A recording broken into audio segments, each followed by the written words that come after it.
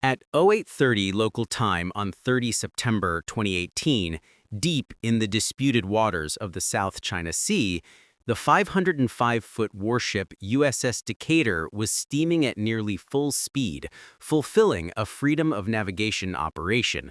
Then, without warning, a Chinese destroyer crossed its bow, coming within 45 yards.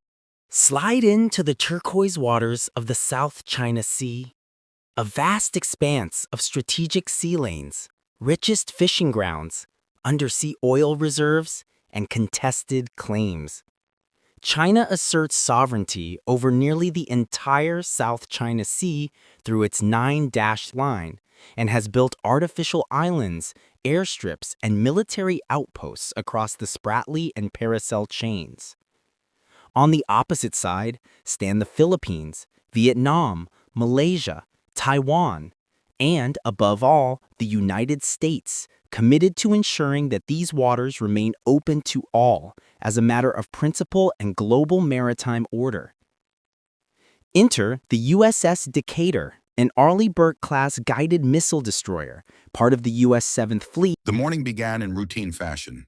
Decatur steamed southwest of the Spratlys, carrying out its FONOP. The Chinese planned destroyer trailed at approximately 500 yards. Then, a sudden drop in separation. The Chinese ship surged ahead of Decatur, crossing its path and slicing across the bow until just 45 yards of separation remained.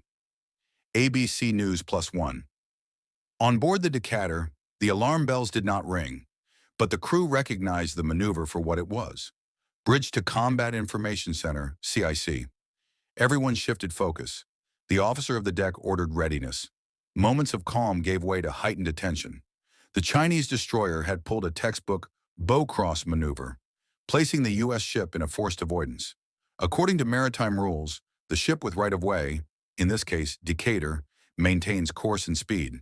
The overtaking ship must keep clear. But here, that rule was challenged. WRAL.com +1500 to 800. The hydrodynamics of large warships matter. At high speed, wake, torque, and turning circles are significant. For Decatur to alter course at 45 yards would entail drastic measures. Braking, turning hard, maybe even stop engines.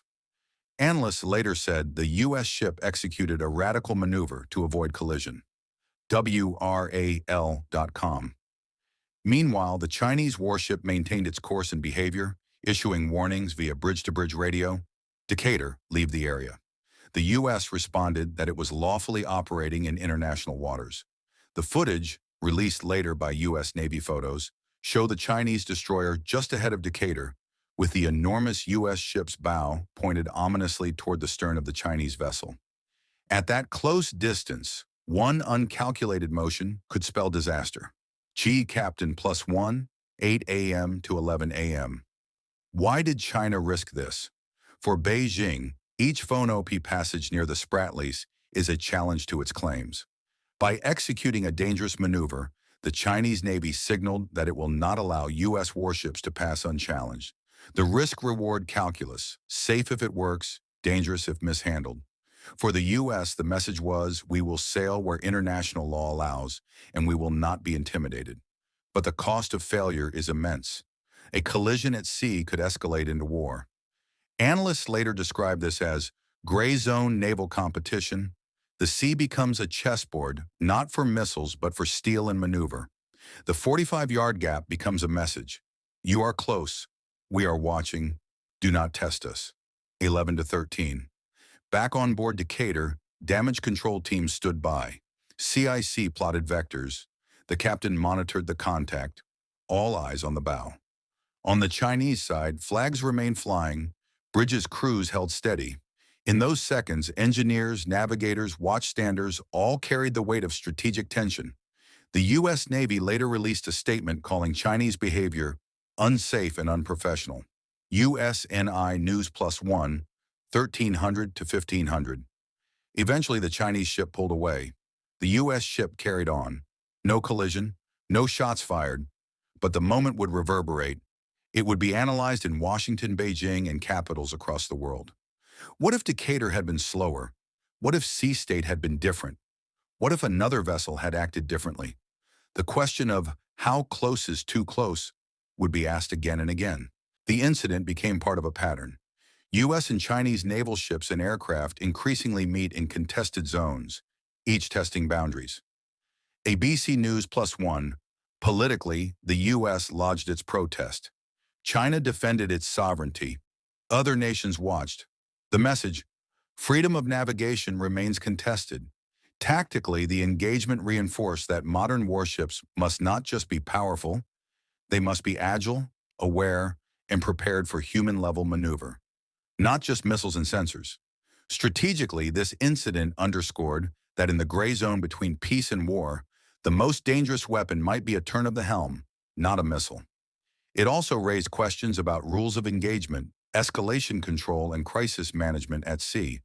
If 45 yards becomes the norm, what happens when submersibles, submarines, or aircraft join the dance? The photo evidence released by U.S. Navy via external sources immortalized the event, a silent testament to how fast a near collision can shape geopolitics. On the high seas, there are no red lines drawn in chalk. There are only courses plotted, turns made, wake trails disappearing. The bow of USS Decatur and the stern of the Chinese destroyer separated by 45 yards. A moment of stillness in motion. No shots, no damage. But a message unmissed. Every sailor aboard two ships felt the potential. Every flag in every harbor took note.